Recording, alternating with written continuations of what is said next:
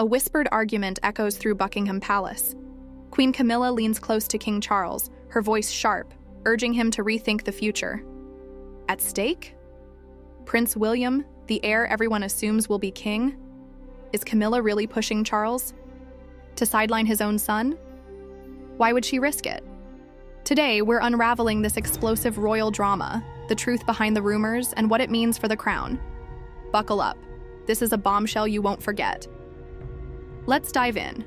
March 2025, and the royal family is still reeling from a brutal year. King Charles, now 76, is battling cancer, a diagnosis that hit in February 2024 after a routine prostate procedure.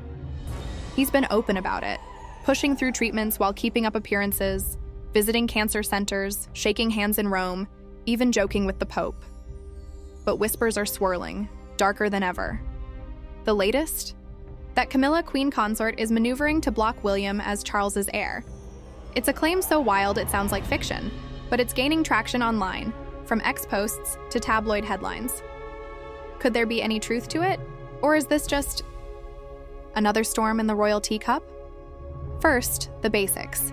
William, 42, is the Prince of Wales, Charles's eldest son, and first in line to the throne.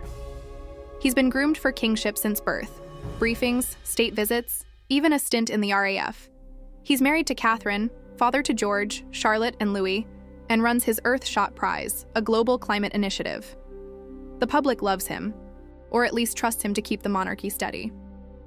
Charles, despite his health, shows no sign of stepping down. Abdication isn't his style. Look at his mother, Elizabeth II, who reigned until 96. So why this talk of Camilla meddling? To get it, we need to unpack the players, their history, and the palace's power games. Camilla's story starts long before she was queen.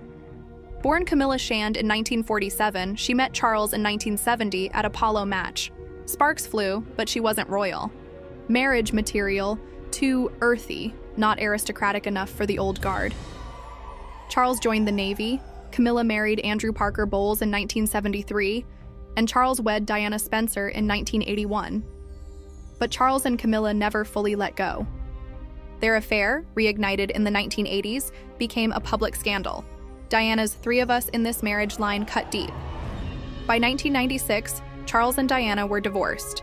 Diana died in 1997. Camilla, vilified as the other woman, stayed in Charles's life, marrying him in 2005. Fast forward to 2022. Elizabeth dies, Charles becomes king, and Camilla's crowned Queen Consort, a title Elizabeth endorsed. It's a remarkable arc from pariah to queen, but not everyone's cheering. William's relationship with Camilla has always been tricky. He was 15 when Diana died, old enough to know Camilla's role in his parents' collapse. Sources say he was civil but distant in the early days, meeting her reluctantly at Clarence House in 1998. Over time, he warmed. Camilla never tried to mother him or Harry, keeping her distance from their upbringing. By 2024, they're allies of necessity, both supporting Charles and Catherine through cancer battles. William's seen Camilla's grit, stepping up when Charles was hospitalized in March 2025, hosting events solo, charming crowds. But forcing Charles to refuse William, that's a leap. Let's break it down. The rumors' roots are murky, but they trace to social media, where speculation thrives. In April 2025, posts on X claim Camilla's whispering to Charles, pushing him to alter the succession. Why? Motives vary. Some say she's securing her own influence, fearing William might sideline her as Queen Dowager when he's king. Others suggest she's protecting Charles's legacy, worried William's modernizing instincts, less pomp, more tech, could dilute the monarchy's traditions. A few even point to Harry, claiming Camilla might favor reconciliation with the spare over William's firm line against his brother's return. None of this holds up under scrutiny, but let's explore each angle. Start with Camilla's power. As Queen Consort, she's influential but not omnipotent. She advises Charles, hosts events, and champions causes: literacy, domestic violence, even beekeeping. But the succession? That's ironclad. The 1701 Act of Settlement locks in the line, Charles, then William, then George. Only Parliament can change it, and that's a non-starter. William's too popular, the public too invested. Camilla could whisper all she wants. Charles can't just refuse William without sparking a constitutional crisis. Plus, Charles adores his son. He named him Prince of Wales days after becoming king, a clear signal of trust. The idea that Camilla's twisting his arm against William ignores their bond. Then there's her motive. If William becomes king, Camilla would likely be Queen Dowager, a respected but secondary role.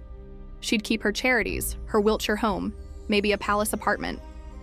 William's shown no sign of wanting to banish her, as some tabloids hint.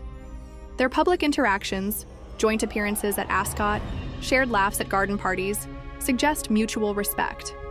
Camilla's no fool. She knows rocking the boat now risks her hard-earned acceptance.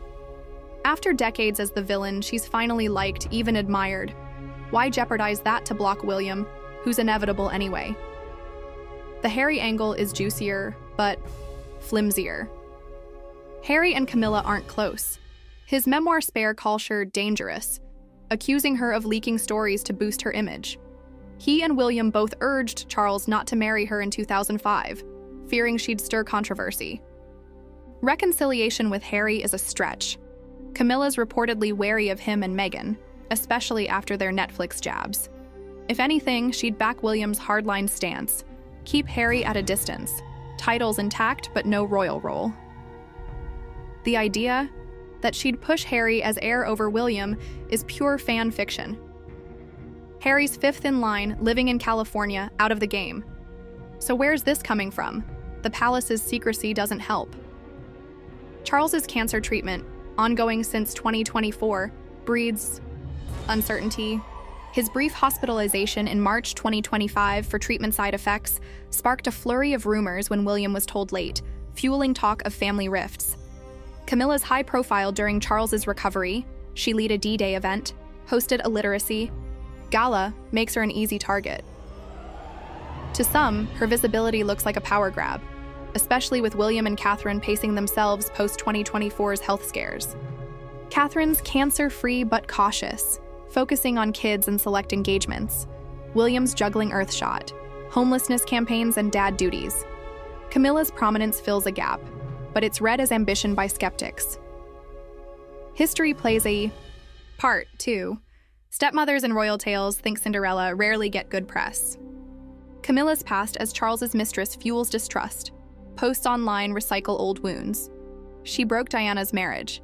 Now she's after William's throne. It's emotional, not rational. Diana's legacy looms large. William's her spitting. Image, her charm, her warmth. Any hint Camilla's against him feels like a betrayal of Diana's memory. Never mind that Camilla's never publicly slighted William. Perception trumps fact in the court of public opinion. Let's look at Charles. He's no puppet. At 76, he's stubborn, set in his ways. He spent a lifetime waiting, longest-serving heir apparent at 73 when he took the throne.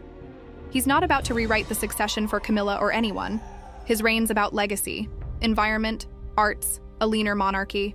William's his partner in that, not a rival. Charles's health is a wild card, sure.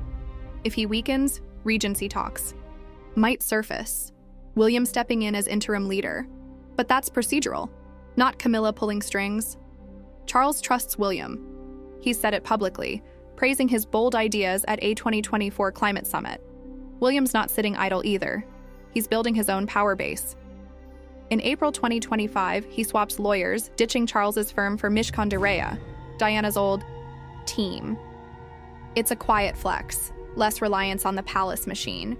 His Earthshot prize is global, his homelessness initiative personal.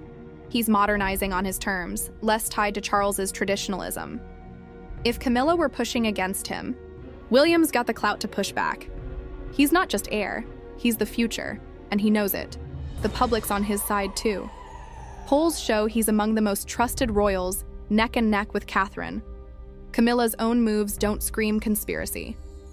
She's settled into her role, patron, of 90 charities from osteoporosis to animal welfare. Her Wiltshire home, Ray Mill, is her retreat, a sign she values independence, not control. She and Charles have separate spaces. Highgrove for him, Ray Mill for her, a deal they struck pre-marriage. It's practical, not a sign of scheming. Her public comments stay safe, praising Charles's resilience, cheering Catherine's recovery. If she's plotting, she's hiding it masterfully, leaving no trace beyond rumors.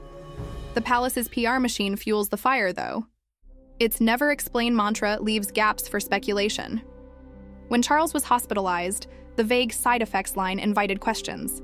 Camilla's solo duties, greeting Ukraine's First Lady, opening a cancer ward, were praised but also parsed. Why her, not William? Simple. William was with Catherine, prioritizing family after her chemo. But silence lets theories fester.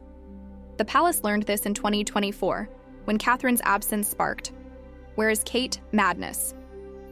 They're better now. Quick statements, curated photos, but gaps remain, and Camilla's a lightning rod. What about the broader stakes? The monarchy's on shaky ground. Charles's slimmed-down model, fewer working royals, relies on William, Catherine, and a handful of others. Anne's a workhorse at 74, but the rest, Edward, Sophie, are lower wattage. Harry's out, Andrew's toxic. If Charles's health falters, William's role grows fast. Camilla knows this. She's seen the math. Blocking William wouldn't just be personal. It'd be suicidal for the institution she spent 20 years legitimizing. Her endgame's simpler. Stay relevant, keep Charles steady, secure her place post-reign. Now, the counterpoint.